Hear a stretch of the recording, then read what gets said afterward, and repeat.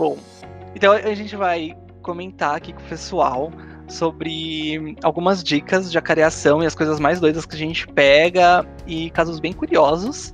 Então temos esses casos aí da viela e tudo mais. Mas aí vamos se apresentar então para o pessoal saber, né, quem é a gente. Bom, eu já do treinamento de outros vídeos eu sou o Renan, claro, tá todo mundo já acostumado e cansado. Mas eu já fui de acareação e agora eu tô em treinamento. Oi, gente, eu sou o Pedro, eu sou também do projeto de acareação tem bastante tempo aí, na época que o Renan tava ainda. E é isso aí. E eu sou a Gabriela, também de acareação. Também há bastante tempo. Tá todo mundo há bastante tempo, né? É. A careação, pra gente se acostumar, a gente tem que estar bastante tempo, né? Pegar a prática do negócio, fazer as coisas Bastante funcionarem. experiência. Tem que ter experiência. Bom, então a gente vai falar então sobre tudo, um pouquinho de tudo, né? Vai dar uma pincelada nas coisas. E a gente pode começar por complemento. Pode Bora. ser? Tem alguns casos que a gente pega, eu pelo menos tinha muita dificuldade na hora de preencher o complemento, quando a pessoa morava numa rua sem saída ou não tinha CEP próprio para poder puxar no BO e deixar no cadastro, sabe? Eu tinha muita dificuldade, eu não entendia como também funcionava a pesquisa disso. Como entregar num local que não tem CEP? Vocês têm alguma sugestão assim de como a gente pode preencher, sei lá?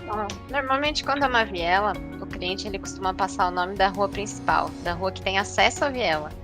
Então, Isso. eu costumo colocar assim, o nome mesmo é o principal com o CEP da rua principal, e aí no complemento eu coloco viela tal, número tal dentro da viela. E no número eu deixo até vazio, porque se o cara for no número da casa da rua principal vai ser outro lugar. Provavelmente isso vai acontecer mesmo. Se você dá o nome de uma avenida e o número da casa mais próxima da viela, por exemplo, que é o que os clientes costumam a fazer, ele vai entregar naquela avenida, naquela casa com aquela numeração. Ele não vai procurar a viela. Então a melhor forma seria indicar o CEP da avenida que tem acesso à viela e daí, como a Gá falou, colocar o número da casa lá dentro, o nome da viela e tudo mais. No complemento, né? No Tudo isso complemento. no complemento. Então a viela teria o número da casa no complemento, porque para localizar essa viela ou esse beco a gente tem que chegar numa certa numeração da rua principal para poder localizar. Ou pode colocar também que a viela tem acesso pelo número tal da rua principal. Às vezes ajuda também. Pro entregador não ficar perdido sem saber onde achar a viela. E não é só pra viela, né? Tem muito cliente que indica beco ou escadão. Escadão é um que também tem bastante, que é um escadão que você acessa pela rua tal, né? Então é sempre legal indicar no complemento escadão, casa tal. Eu pego mais beco, vila. Beco e viela é mais comum. O que eu gosto muito de perguntar também é, o cliente passa o endereço, eu gosto sempre de confirmar, é residencial, é comercial? Porque às vezes ele passa e ele não explica. Mas às vezes tem um complemento que ele ainda não falou, então eu gosto de confirmar. E aí eu vou investigando um pouquinho mais. Se ele falar, é comercial, então como que é o nome do comércio? Tem muita casa também, voltando no exemplo parecido que o Renan estava dando, que ela é assobrada, ou seja, ela fica em cima de algum comércio. Então indicar isso no complemento também é muito importante para que a entrega não seja feita no local errado, tipo no comércio, né? E também pro entregador se localizar, porque ele pode bater o olho e não identificar que o que está em cima da loja não é a continuação da loja, mas uma casa. Então, tipo, casa, coloca a rua, numeração e no complemento em cima da padaria, ou sei lá, em cima da mecânica.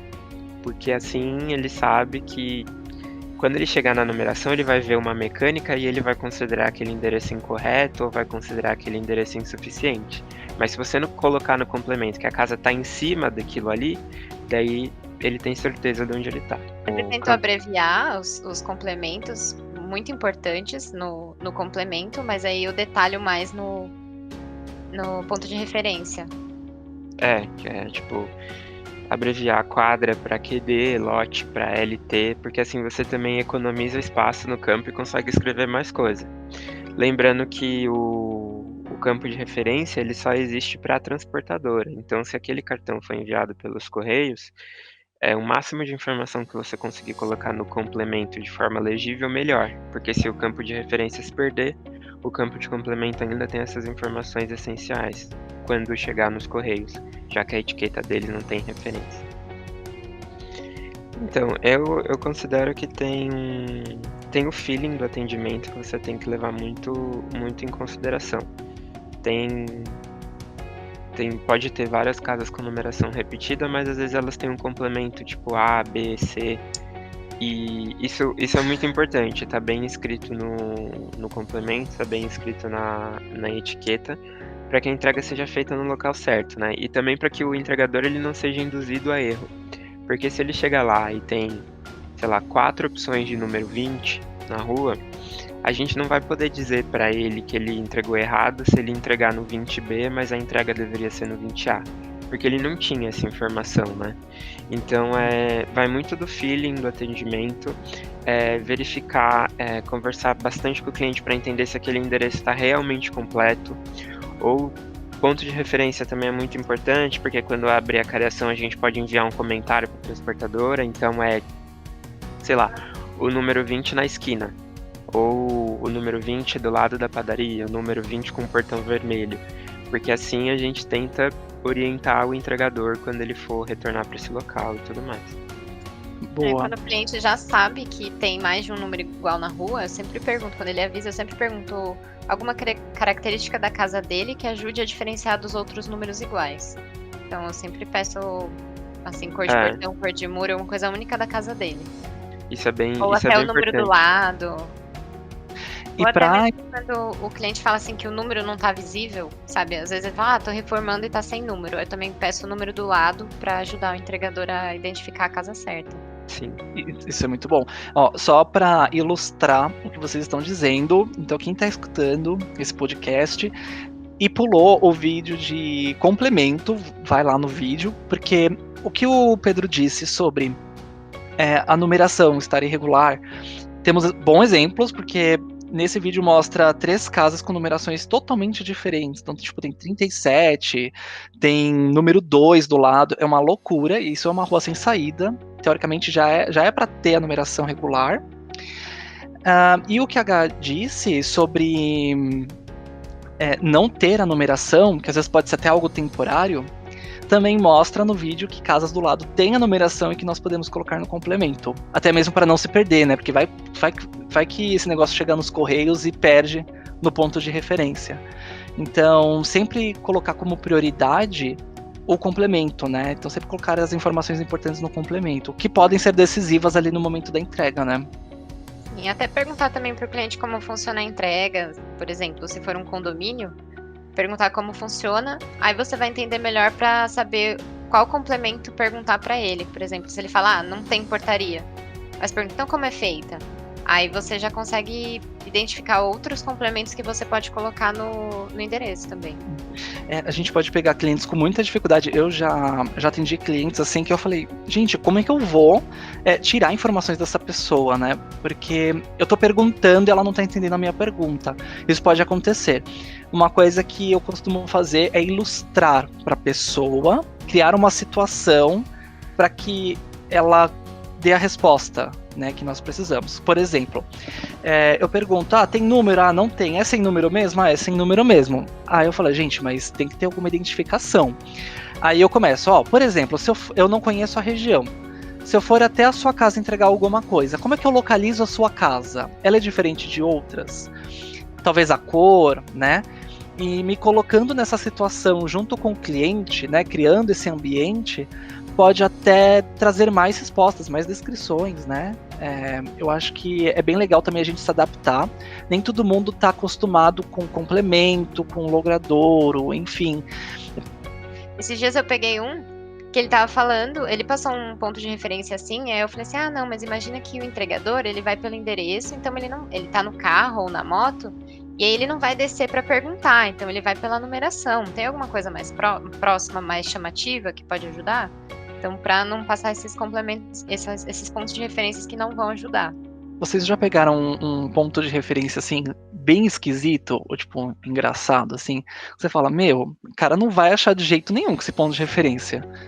Vocês já pegaram assim?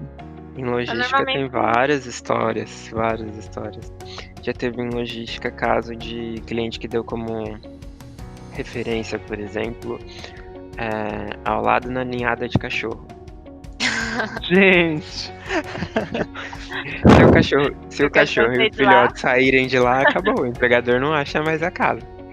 Então tem tipo umas coisas bem absurdas, assim, e daí cabe a gente filtrar, né, pra conseguir fazer esse cadastro direito.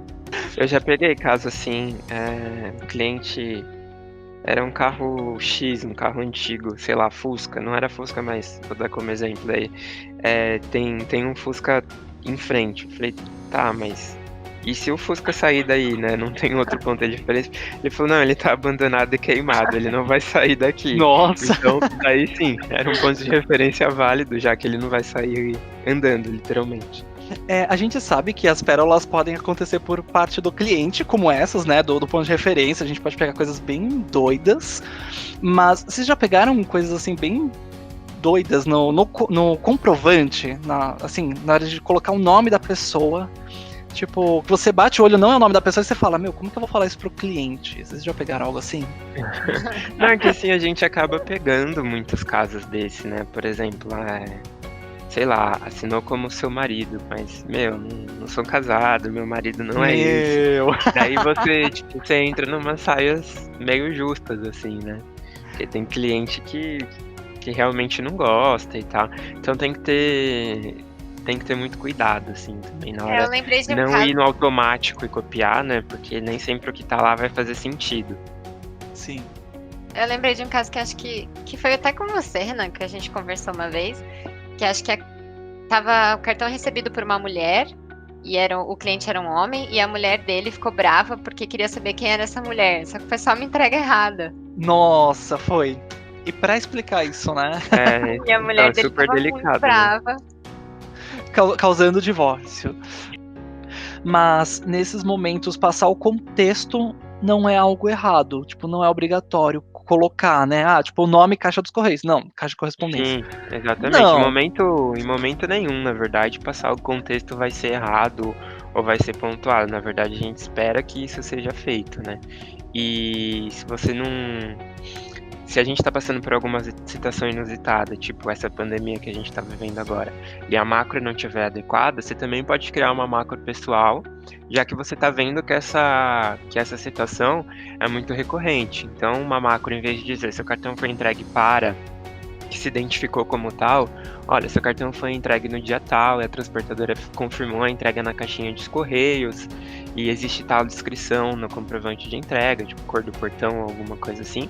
Assim você prepara uma macro que, apesar de ser uma macro, não vai ficar soando como um copiar e colar quando o cliente lê.